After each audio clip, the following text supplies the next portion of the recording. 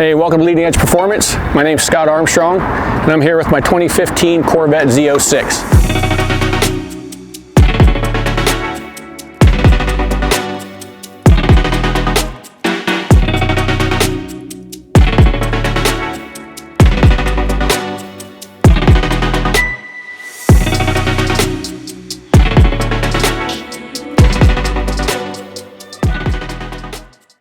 This is a car that I was going to leave alone. Wasn't going to touch it. This was just going to be the daily driver. I was actually going to be the guy with the Corvette that actually drove it somewhere other than to car shows on weekends. As you'll see here pretty quick, I suck at leaving things alone. So this is probably the 12th iteration of build on this car. This is a third car that I've had Leading Edge Performance build for me. My first one was a 2002 Camaro SS. It was an SLP car. I originally wanted a Corvette Z06. But GM had allocation issues with them, and you couldn't just go to a dealer and buy a Z06. They had to have an allocation. The dealer I wanted to get the car from was a small town dealer back in Pennsylvania. They couldn't get an allocation, so I thought, screw them. I'm gonna go ahead and get my Camaro, I'll build it, and then go out and whip up on every Z06 I could find. So we did a rear mount turbo in that car, long history. Car ended up making a $699 the day I sold it. Sold the car to a dude in California. He loves the car. By then I was able to get a Z06, so I had a C6 2009. That car started out, I was gonna leave it alone and the Camaro was gonna be the dumb race car. So that didn't work well either, so before I even took delivery of the C6 Z06, I had heads, had a cam, headers, all that stuff ordered for the car. Those showed up before I even took delivery of the car. Put those on the car, took the car out. The car went $1099, pretty much with just headers, heads, and a cam. So I thought that was pretty cool. So we went at 1090 on a manual stick shift car. So that was back in 2010, which for here in Vegas where the air is horrible, that's getting down for a manual car here. So I was pretty happy with that. So of course, couldn't leave it alone. So we threw nitrous on it. Put a direct port setup on the car. The car went 990 at 147. And again, that was back in mid 2010. So things progressed pretty quickly with that car. Decided I wanted that all the time on the car. So of course, the wonderful guys here at LEP talked me into putting a supercharger on the car. So we did that. It made the same power. It made like 798 to the wheel on just a little A-trim Vortec blower. And then of course the heads, the cam, all that stuff. Decided that since we already had the direct port on the car, why not see what the car will make with the nitrous and the blower. Kept that combo for a while. Ended up getting rid of that. Ended up putting a big YSI on it, still has the nitrous on it. The car now is just a complete animal, makes 1,025 to the wheel. And remember, this was gonna be the untouched car. This was gonna be the new daily driver because the gray car, the C6, was gonna be the stupid car. So we went through all the iterations with the C6. This was gonna be the daily driver that I was just gonna leave alone. As norm with me, I didn't stick with that. So we made a lot of changes right away. First thing we did is we put a cold air intake on this because they were saying they were picking up 35 horsepower with a cold air intake. We called BS. Come to find out, it pretty much picked that up at the wheel. We made 28 horsepower to the wheel with just a cold air intake.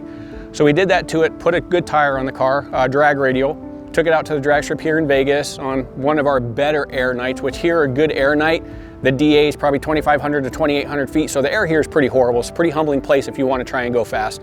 But we took the car out, and really bone stock with a cold air intake and a tire, the car went 1098. So I was pretty stoked because I had now a 10-second daily driver and it still had the full 5-year warranty on it. So things progressed and I didn't want to mess with the car, mainly because I didn't want to void the warranty because it's a pretty big investment for a military guy. So, you know, I wanted to keep that warranty. The day the warranty was up, literally the day the warranty was up, I brought it back in here and we were going to throw a nitrous setup on the car. No one in the country at the time had done a nitrous setup that I'm aware of because it was a brand new 2015. Did a nitrous setup on it. It's an A8 automatic car. So to get the nitrous to work with an A8 takes a lot of magic with the tune. And of course the guys here at LEP nailed that. Put all the nitrous stuff on the car. It had a 125 shot on it. It was literally just a plate system, a wet system. Took the car out and the car went 980 the first time we had it out, which was awesome. So now I had a 9-second daily driver. Me being the idiot I am again with just like the C6, once we sprayed the car, you feel that acceleration, you feel that nitrous come in, it was all progressive. Now I wanted that all the time. So of course, now you got to upgrade. The stock blower that was on the car was too small. Here in Vegas, you know, it's nothing to have a 110-degree day in the summer, and things will heat up here pretty quick. So what we did is we yanked that stock blower off. We put a Maggie 2650 on it, and the car again went right back out, 9-second car, everything was great. The car on that setup with the 2650, we did not spray the car at that point. The car was running consistent 940s every pass, 360 foot. I mean, it was literally the epitome of a bracket car and a mid-low 9-second car that you could drive cross country. I had zero intentions to go any further than that with the car, but once you run a 940 at 148, 149 miles an hour, I'm like, good God, man, we are super close to an 8. If we could get this car to run an 899, that is a legit daily driven 8-second car. And I thought, man, how cool would that be? So we tried to do it with the blower and the nitrous, had a few issues with that. And I've been pretty hard on the stock motor, you know, through all the multiple iterations of builds with this car, and the car lives at the drag strip. I mean, it is a daily driven to work every day, sat in a parking lot in Vegas for 5 years straight. So the car lived at the track, it lived on the public roads. So I thought, man, we've been pretty hard on this stock motor. It's time to up the game. If we're gonna try and run an 8, then screw it, let's just run an 8. I've never had a car that has been completely, totally built. The C6 is still on the stock trans, stock torque tube, all the stock parts, stock suspension. This one, through attrition in multiple iterations of building this car, I broke axles, I broke discs, I broke transmissions.